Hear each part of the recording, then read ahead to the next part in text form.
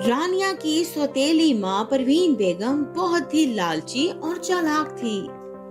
परवीन बेगम रानिया को दूसरे लोगों के घर झाड़ू पोछा और जूठे बर्तन साफ करने के लिए भेजा करती थी।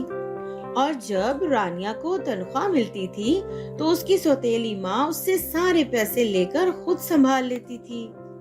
और दूसरी तरफ परवीन अपनी बेटी नगमा के लिए प्यारे प्यारे कपड़े खरीद कर लाती थी। और कुछ अरसे के बाद जब नगमा के कपड़े पुराने हो जाते या फटने लगते तो वो उठाकर सारे कपड़े रानिया को दे देते पहनने के लिए। और बेचारी रानिया इसे अपनी किस्मत का लिखा समझकर सब कुछ चुपचाप सह जाती थी। फिर एक दिन, माँ, मैं भी नगमा की तरह कॉलेज जाकर पढ़ाई करना चाहती हूँ। आप मेरा एडमिशन भी कॉलेज में करवा दीजिए। हाँ हाँ, क्यों नहीं। तेरी माँ मरने से पहले ढेर सारा खजाना छोड़ गई थी ना। देख, सुबह सुबह मेरा दिमाग मत खराब कर। बड़ी आई कॉलेज जाने वाली। रानिया को जली कटी सुनाकर परवीन वहाँ से चली जाती है। कुछ दिन ऐसे ही बीत जाते हैं। फिर एक दिन, माँ, मैंने अपनी बर्थडे पर अपनी बहुत सारी सहेलियों को बुलाया है। हाँ हाँ, तू फिक्र मत कर बेटी, मैं सारा इंतजाम करके रखूंगी। ए रानिया, मेरी बात सुन। शाम को मेरी दोस्तों के लिए बहुत ही अच्छा सा खाना तैयार करना और उनके सामने एक मुलाजिम की तरह ही ट्रीट करना। आई समझ? अगर तूने कुछ भी गड़बड़ की तो मैं तेरी टांगे तोड़ दूंगी। फिर शाम को नगमा की सभी दोस्तें उनके घर पर पार्टी मनाने पहुंच जाती हैं और रानिया नगमा की दोस्तों की खातिर में लग जाती है। तभी अचानक रानिया के हाथ से जूस का गिलास नगमा की एक दोस्त की ड्रेस पर गिर जाता है और उसका सारा ड्रेस खराब हो जाता है। अरे, तू अंधी हो गई है क्या? तुझे दिखाई नहीं देता?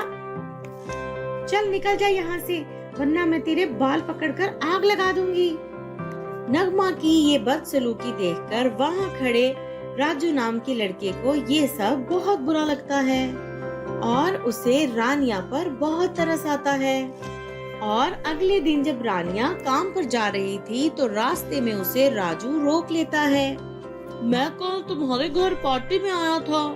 उस घर में तुम्हारे साथ बहुत ज्यादती हो रही है। आखिर तुम ये सब कैसे बर्दाश्त करती हो?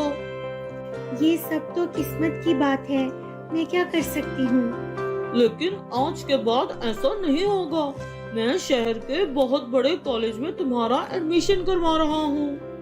उसके बाद तुम अपनी पढ़ाई मुकम्मल कर सकती हो। इस एहसान के लिए तुम्हारा बहुत बहुत शुक्रिया।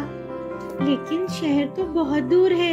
अगर मेरी सौतेली माँ को ये सब पता चल गया तो वो मार मार कर मुझे घर से बाहर निकाल देगी।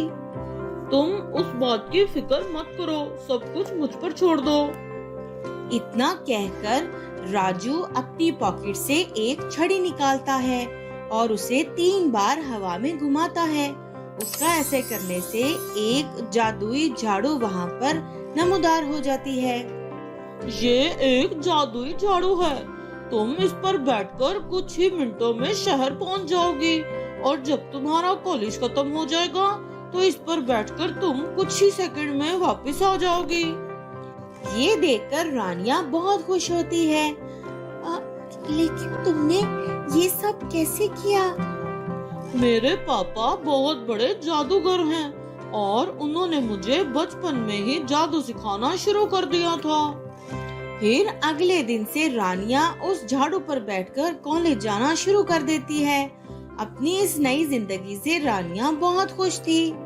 लेकिन जब एक दिन रानिया कॉलेज से वापस आ रही थी और उसी झाड़ू पर बैठकर जब अपने कमरे की खिड़की से घर में दाखिल होती है तो ये सब करते उसकी सौतेली बहन नगमा देख लेती है और उसी वक्त ऊंची ऊंची आवाज देकर अपनी माँ को बुला लेती है और उसे सारी बात बता देती है। माँ, ये रानिया हमें बेवकूफ बना रही थी। ये रोज कॉलेज पढ़ने जाती है। इसके पास जादुई झाड़ू है। पता नहीं ये झाड़ू इसे कहाँ से मिली। अरे बेटी तो फिक्र मत कर, मैं अभी इस जादुई झाड़ू को आग में फेंककर इसे आग लगा दूंगी। लेकिन तभी वो जादुई झाड़ू दोनों माँ बेटी की पिटाई करने लगता है। अरे ये सब क्या हो रहा है? कोई हमें बचाओ, कोई हमें बचाओ। माँ मुझे लगता है तुमने इस झाड़ू को नाराज कर दिया है। अब जल्दी से इससे माफी मांग लो, वरना ये तो हमें जान से मार देगा। उसके बाद दोनों माँ बेटी झाड़ू से माफी मांग लेती हैं। आज के बाद अगर तुम दोनों माँ बेटी ने रानिया को किसी भी किस्म की तकलीफ दी तो मैं तुम दोनों की चमड़ी उधेड़ दूंगी।